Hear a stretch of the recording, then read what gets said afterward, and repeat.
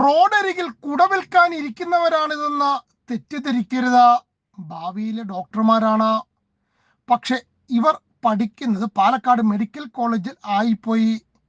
അതുകൊണ്ടാണ് ഇങ്ങനെ ദേശീയപാതയ്ക്ക് മുന്നിൽ കുത്തിയിരിക്കേണ്ടി വന്നത്. പാലക്കാട് മെഡിക്കൽ കോളേജിൽ ഇലക്ഷന് തൊട്ടു മുമ്പ് കിടത്തി ചികിത്സ ആരംഭിച്ചു. മന്ത്രിമാരൊക്കെ വന്ന് ഉദ്ഘാടനം ചെയ്തതാണ്. പക്ഷെ കിടക്കാൻ രോഗികൾ ഇല്ലാത്തത് കൊണ്ട് തൽക്കാലം അത് പൂട്ടിയിട്ടിരിക്കുകയാണ്. അല്ലാതെ രോഗികളെ നോക്കാൻ ഡോക്ടർമാർ ഇല്ലാത്തത് കൊണ്ടൊന്നുമല്ല. അത് മാത്രമാണോ കാര്യം എന്ന് ചോദിച്ചാൽ അല്ല, മറ്റൊന്നു കൂടിയുണ്ട്. ഇവരെ പഠിപ്പിക്കാൻ ആവശ്യത്തിന് അധ്യാപകരുമില്ല. ചുരുക്കി പറഞ്ഞാൽ ഇവർ എങ്ങനെ ഡോക്ടർമാരാകുമെന്ന് ദൈവത്തിന് മാത്രമേ അറിയൂ. ഇത് ആരുടെ അനാസ്ഥയാണ് എന്നൊക്കെ ചോദിച്ചാൽ നമ്മളൊക്കെ ഇപ്പൊ എന്താ പറയുന്നത്? നല്ല ഭരണാധികാരികൾ നാട്ടിലുണ്ടാകുമ്പോൾ കുട്ടികൾ ഇങ്ങനെ റോഡിലിരിക്കേണ്ടി വരില്ലല്ലോ. കുട്ടികൾക്ക് അപകടം വരാതിരിക്കാൻ പോലീസുകാർ ബാരിക്കേഡും വെച്ചിട്ടുണ്ട്. എന്തൊരു കരുതൽ!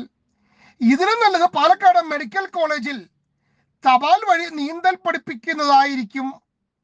അതാകുമ്പോൾ ഒരു സമരവും ഉണ്ടാകില്ല, പ്രതിഷേധവും ഇല്ല.